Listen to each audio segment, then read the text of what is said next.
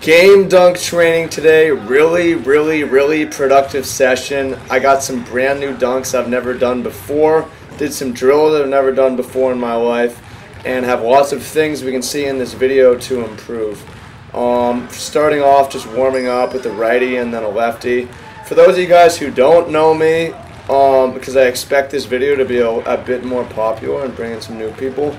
My name is Travis. I'm 6 foot, 160. Mixed race, white and Asian. Not that this is too relevant, but the point is you can come from any background, not be that big, and you can aspire to be a vicious game dunker. As I do, I want to be a vicious game dunker, so I practice.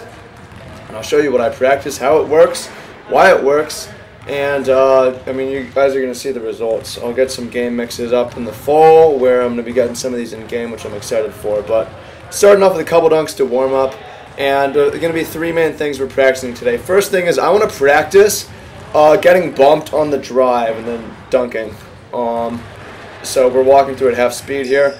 He's going to allow me center, force me left, and I'm going to get the ball out in front of the left and use my right offhand to push off of that kickboard, give it kind of an arm bar, which actually is going to allow me to get up higher because I'll be able to push off to get extra far.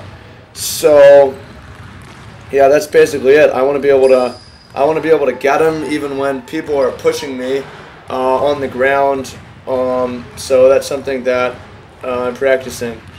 So some things to think about. I like to go left. I'm a 2-foot jumper, very much so. And my step combination, bam, that was a nice one. My step combination is right-left, which means it's much easier for me to go left, although I'm practicing from the other wing going middle as well. But this is definitely a harder angle. Maybe it's a harder angle, I'm just not as good at it. And this is a really fun drill because I'm trying to get him to think I'm going to go left, and then go right, get right in front of him, use my left off arm to push off, and then go up with the right foot. So something you've seen in a lot of my videos is, net pull up, so just showing that. Anyway, something you've seen in a lot of my videos is I'm always preaching symmetry. And I don't do symmetrical training for dunking or jump shooting. Dunking because you might as well just only have a right hand. Jumping, I really have a right leg. I sometimes use the left-right other step combination, but I'm just not. It's dangerous. My knee's weak. I'm working on getting it stronger. I'm way more advanced to this, so I figure I'm going to specialize, and it's okay to specialize. There's NBA players who only use their right, NBA players who only go off their left, etc. So it's not that big a deal. So the next drill, now that I've gotten comfortable throwing it down off of getting pushed on the ground, I want to get pushed in the air. I want someone basically standing right there, and I want them to push me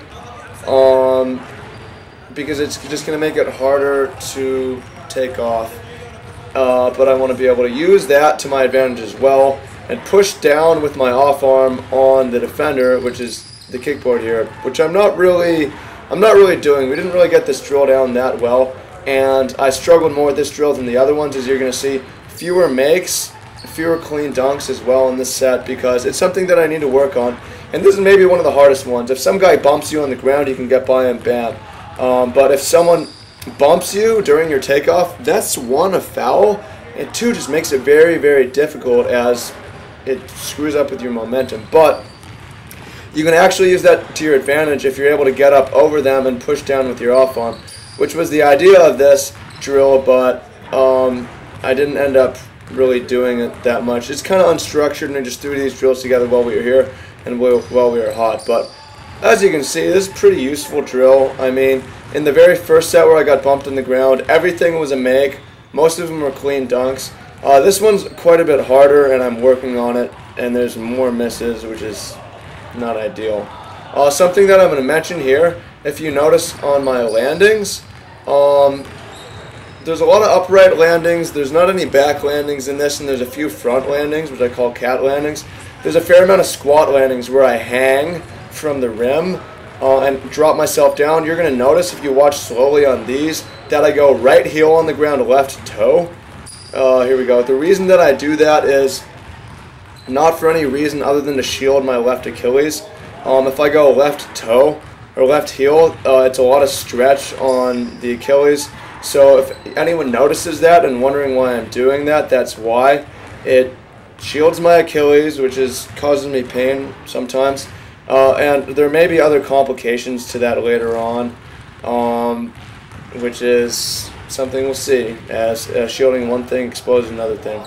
I want to shout out my friend Mitch right now. He's the guy with the kickboard. We came down to work out together, and he was graciously volunteered to help me train today by giving me the body contact, which makes just much more efficient dunk training than being down alone, I feel, because it's an extra body out there to play a little bit of defense, and just makes it more game-like.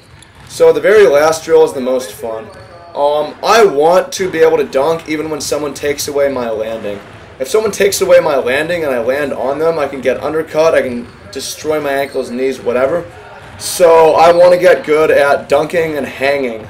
In order to do that, in order to really make myself do it, I instruct my friend Mitch to take away my landing. Right? Scary. So I have to hang, right? I tell him where I'm going to land and have him stand there. Thus, I cannot land. I have to hang. And there we go. Very, very easy. Surprisingly, I haven't really done this dunk very much before, but when I throw someone right in my landing spot, it lets me do it because I have no other choice. I just have to. So that's, something you can force yourself to do. As you can see, it works very well.